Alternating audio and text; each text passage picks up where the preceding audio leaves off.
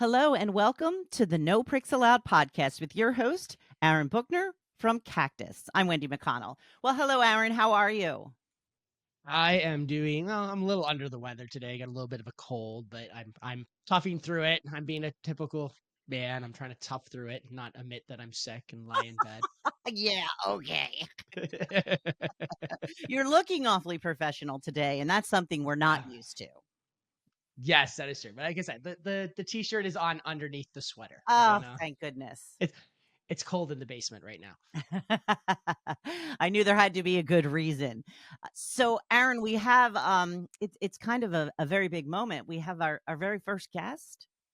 I know. I've someone actually said yes, they want to be on my podcast. It's an amazing thing when someone finally said yes. Actually, it's due for a while.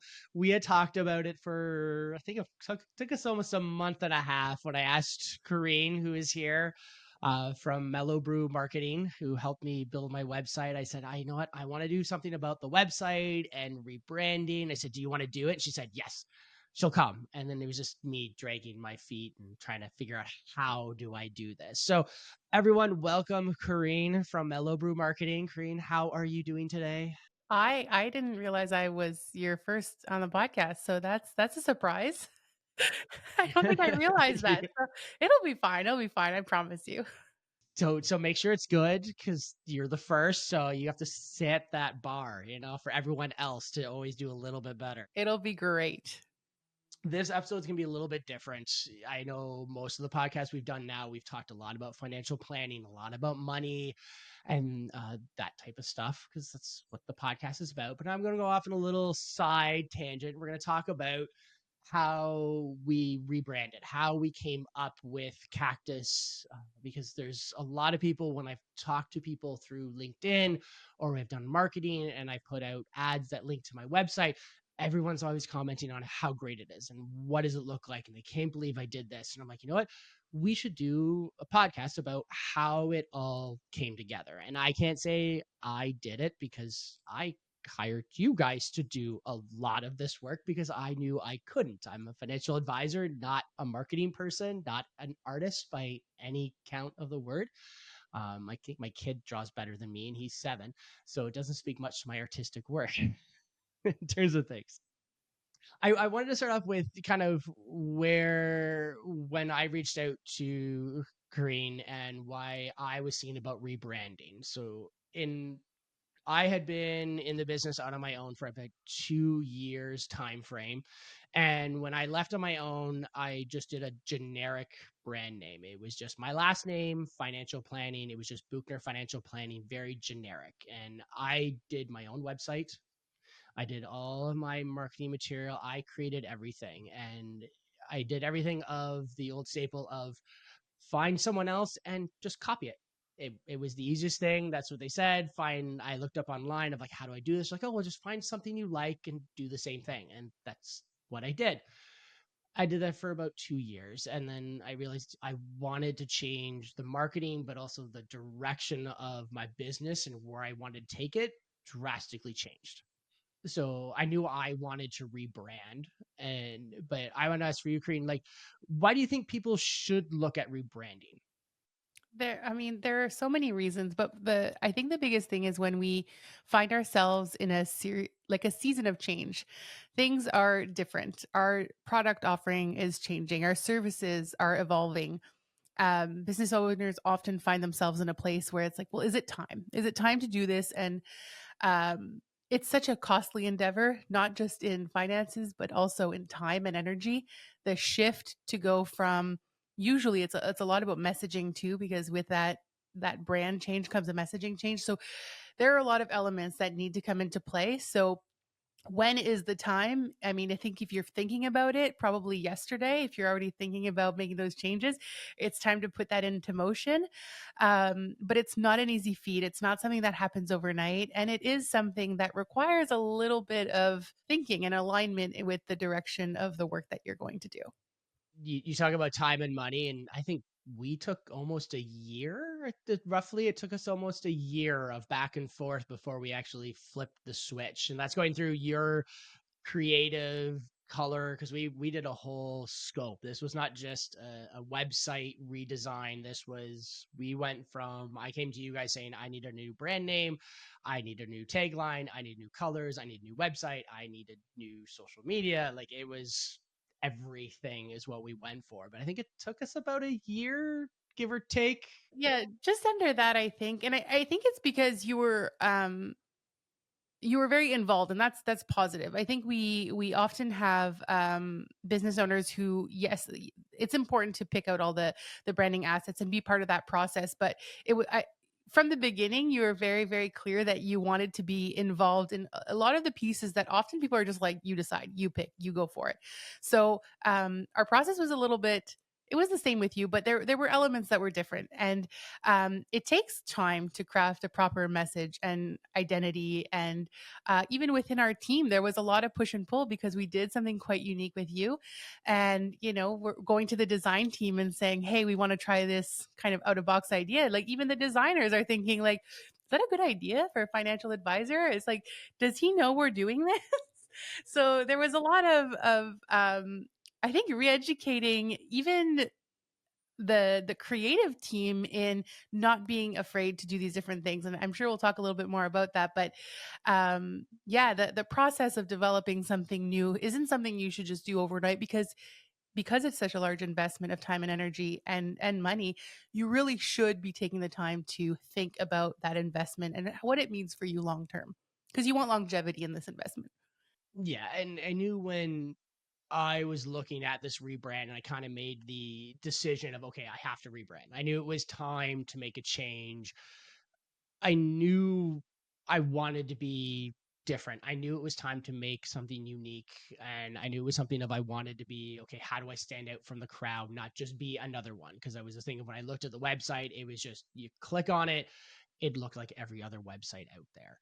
So it wasn't the fact of, I knew what I wanted to look like. Like, I had no idea what I wanted in a brand name. I kind of had some guidelines for you. I had no idea what I wanted in colors, but I had, same thing, just some kind of guidelines. I knew in the end, when I talked about brand name, it's okay, it needs to be unique but short, but nothing crazy, because I wanted something that was easily memorable. Like I said prior, the business name was Buchner Financial Planning, but no one knows ever how to pronounce Buchner. So it got annoying when people call and go, "Oh, is this Buchner Financial Planning?" I'm like, "No, it's not Buchner, it's Buchner." So it's like, I knew that had to go right away. And then even I knew I didn't want to have financial planning in the title, or wealth, or finances, because I didn't want to be, we talked about this, if I didn't want to be pigeonholed into an area of, oh, he must just do numbers or he just does this. I wanted to be something that was overarching towards everything. So was it a good thing that it came with all these stipulations rather than just a blank slate of going, Karine, I need a brand and a tagline and a website, go do it? Was it better that I gave you these guidelines? Is that better for you when picking a client?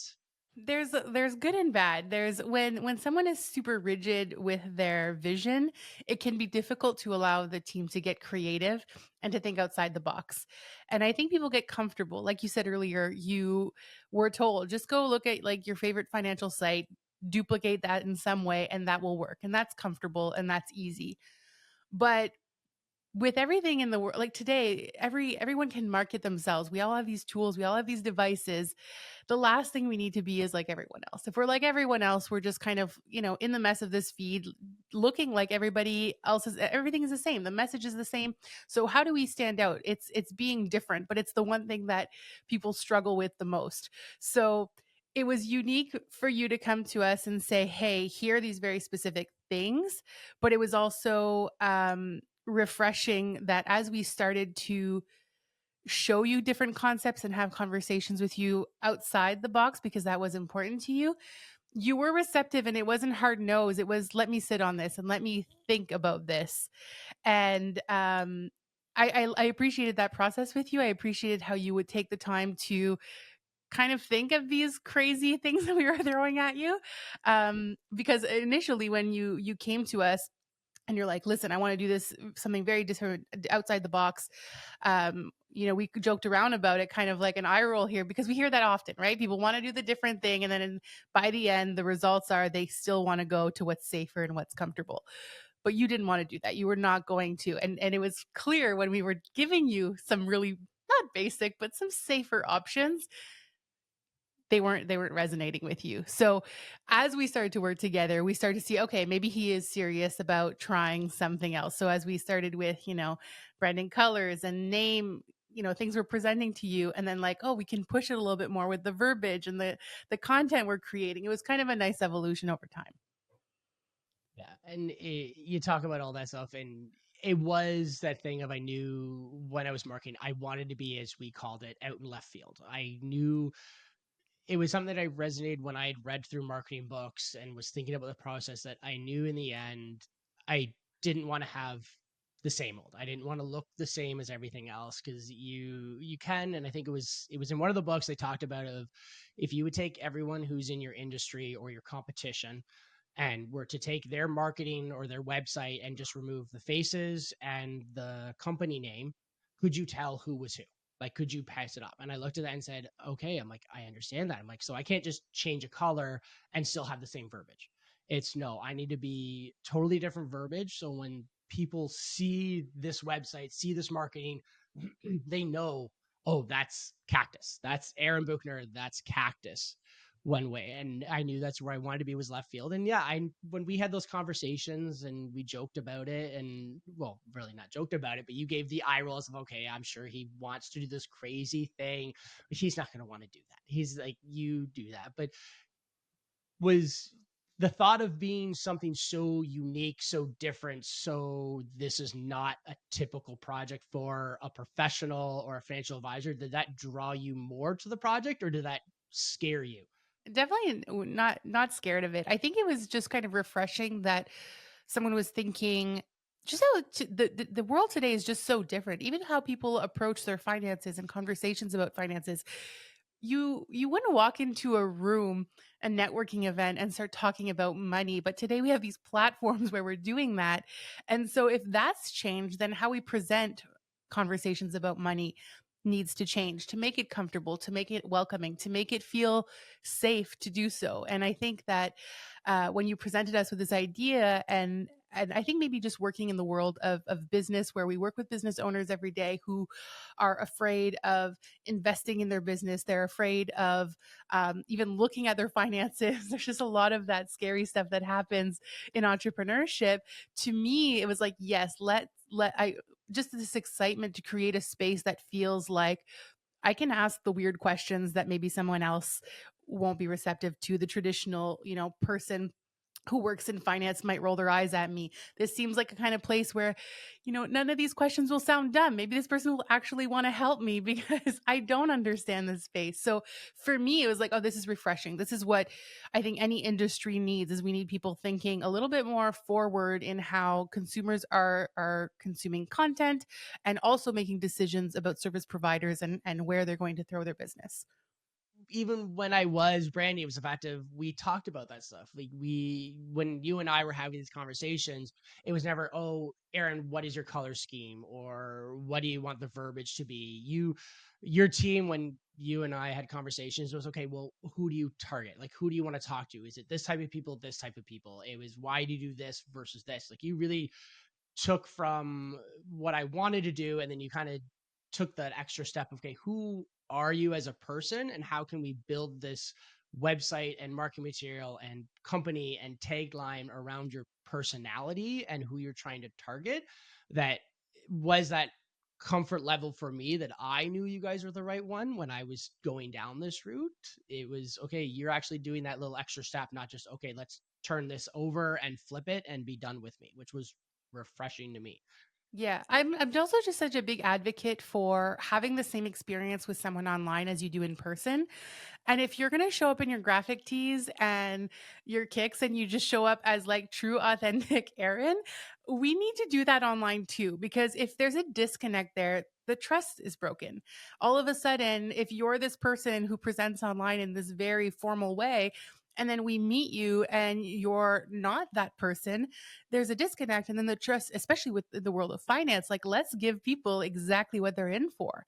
And the reality, it's not everyone in suits and this, just this leveled, this higher leveled person that is looking at finances and their money. It's everyone. Everybody's doing it. We all have money. We all have to spend money and save money and plan for it. And so I think all you were doing is really niching down with this conversation. Showing up as yourself is just finding more people like you, or people who can appreciate you and the tone of your content and your discussions. I think it's super important, and in fact, I think more people would benefit from taking a note from all of this and saying, like, how can I show up more authentically, and how will that help me, just have better relationships with my audiences and my customers. And now I feel bad. It's like, as Wendy said, I'm all professional in my sweater today, and I don't like. I have the shirt on. I'm gonna prove it to people. Just if people are watching at home, I have it. It's My Chemical Romance is underneath. It's just it's Thank cold. God. I was So beginning to so I, think that. You're allowed to be cold, Aaron. It's okay. it's chilly down here. It is a cold day. Tomorrow it's warmer, but today it's a little cold. It's a little chilly. I guess I'll just have to I'll have to get more hoodies, I guess, with the band shirts on it for these cold days for when it records. Perfect.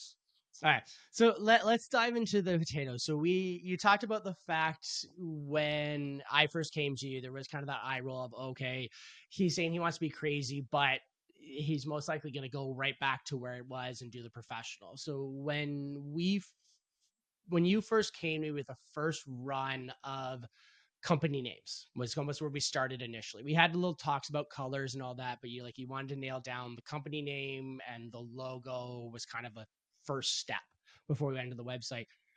There was some I rejected in there right away in a heartbeat because they were standard ideas, I guess is the right way to say it. I can't remember exactly what they were. I knew there was an initial one that kind of caught me off guard, and you threw the first curveball at me of, okay, let's see how far this would go. And I want to rejected. But then you got to easier ones where were more general, where it was, oh, just this financial or money sense, or more generic, I guess I would say professional as. I don't think they were that generic. Give me some credit. Come on. I can't remember. I should have looked them up. I can't remember. But There were a lot of safer options for sure. yeah. So, and those saver options I just rejected. I went like, no, I don't think there was even like a split second thought. It was just like, no, we're not doing that. No, we're not doing that. It was just like throw out. So did my rejection of the ideas of that first round make your job more difficult? Because I know even coming with those first company names and brand names, they took a little while. I remember some emails I had back and forth of like, hey, should it take this long? Like, did it make the job more difficult because I rejected and you had to go back to square one?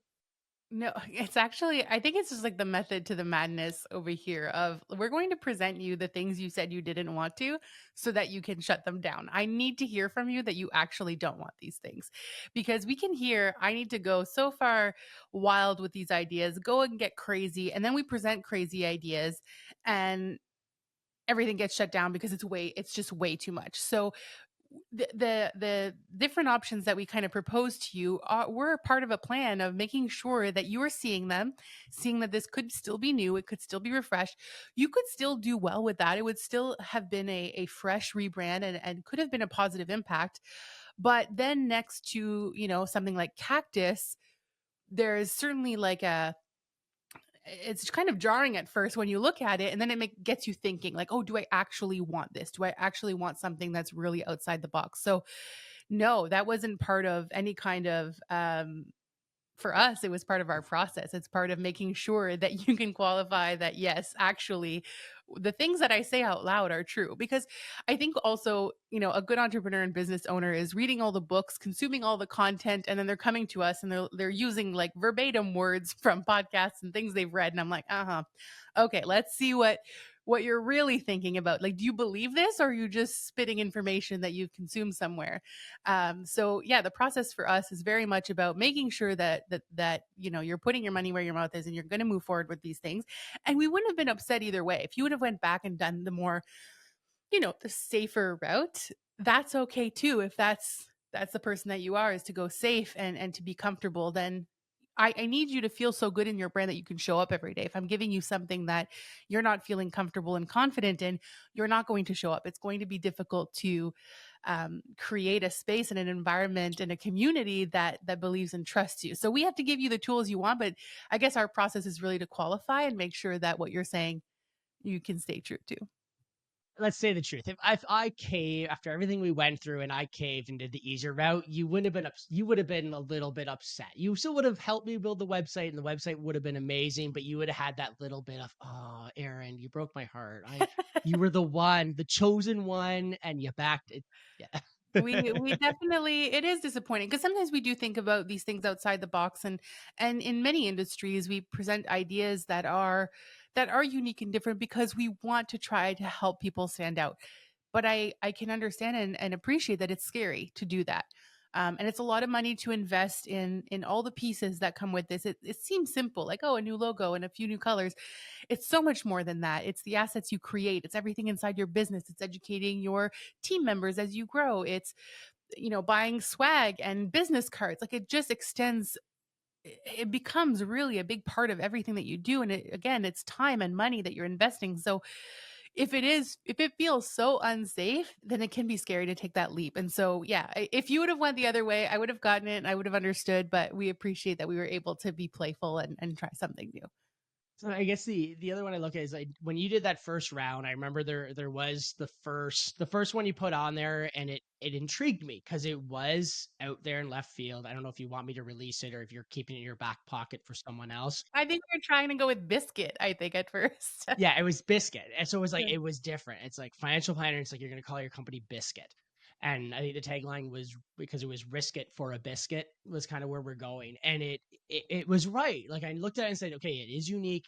It's easy to remember. It's unique. No one calls their company Biscuit in the financial planning industry. The tagline worked, but it didn't sit right. Like I know it took me. We didn't use risk it for a biscuit. We were playing on those lines, but not exactly that. But I sat back on it and was like, I was intrigued. I know you had that hesitation of like, okay, is he going to do it or not? Like I could see it in your eyes, and me, it was just it wasn't quite there. And I think it took me a weekend of like thinking about. I think I took the weekend off for a week, and I was thinking about. I'm like, is it right? Did it feel right? But something didn't feel right on me, and I guess it's like, should I have caved, or was it better that even though it was like, okay, it's unique, it kind of checked the boxes, but I had this weird gut reaction to, should I have just said yes, or was it better as me as a business owner redoing this whole brand that I want to keep for 15, 20, 30 years, the whole spectrum? Was it better that I say, you know what, it's not right, go back and do it again? There's this whole method in our madness in behind the scenes. So biscuit was presented as kind of this far off concept, which was still relatively safe as far as the word like biscuit goes, and like using that jargon and the risking it for biscuits and stuff like that. Relatively safe because it kind of had that existing I think that existing conversation. We've already heard that expression before. But when we're thinking of new ideas and new concepts, like we have lists and walls full of stuff. And so it's not like Cactus was so far behind all of these things, right? So again, presenting something that's just kind of on the cusp gives us insight. So we don't expect you to come back and say, yes, this is exactly what I'm doing. I love it. Let's just go with it. We expect that there will be some, going back and forth and reassessing and thinking. And I appreciate the thinking. I want to hear you say, I want to go through this process and I want to invest in this wisely. Like all of that stuff is super important. So no, we weren't afraid of going back. And again, we have our ideas ready to go. We are ready. And as we kind of ask the questions and push a little bit more, sure, it takes a little bit of time because you provide some additional feedback. But it is an important part of the process, and you shouldn't settle. You shouldn't settle for something that you're spending a lot of money on, but also something that for you is very much part of a personal brand existence. So we needed to make sure that it really did suit you. And I think that's what it was in my head. It was like, it had that stomach reaction of, okay, is this the right move? Could I live with this for the long term? Because I knew rebranding, it would have to be a change in my industry to go through any kind of rebranding. I wanted to keep true. All right, that wraps up part 1 of our chat with Karine from Mellow Brew Marketing. We've had a lot of fun. looking into the inspiration behind the Cactus financial rebrand and how Aaron bravely embraced a prick-free approach to make finance friendlier. Don't miss part 2, where we dive deeper into the creative details like those quirky colors and a bold tagline that brings this brand to life. Thanks for joining us, and we'll see you in the next episode. Thank you for listening to the No Pricks Allowed podcast. Click the follow button to be notified when new episodes become available. Visit our website at www.prickfree.com or give us a call at 613-876-9899. And don't forget to click the follow button to be notified when new episodes become available. The information covered and posted represents the views and opinions of the guest and does not necessarily represent the views or opinions of Cactus. The content has been made available for informational and educational purposes only. The content is not intended to be a substitute for professional investing advice. Always seek the advice of your financial advisor or other qualified financial service provider with any questions you may have regarding your investment planning. The contents of this podcast do not constitute an offer or solicitation for residence in any other jurisdiction where either Aaron Buchner and/or Sterling Mutuals is not registered or permitted to conduct business. The opinions expressed are those of the authors and do not necessarily reflect the views or opinions of Sterling Mutuals, Inc. Mutual funds provided through Sterling Mutuals, Inc. Commissions, trailing commissions, management fees, and expenses all may be associated with mutual fund investments. Please read the prospectus carefully before investing. Mutual funds are not guaranteed, their values fluctuate frequently, and past performance may not be repeated.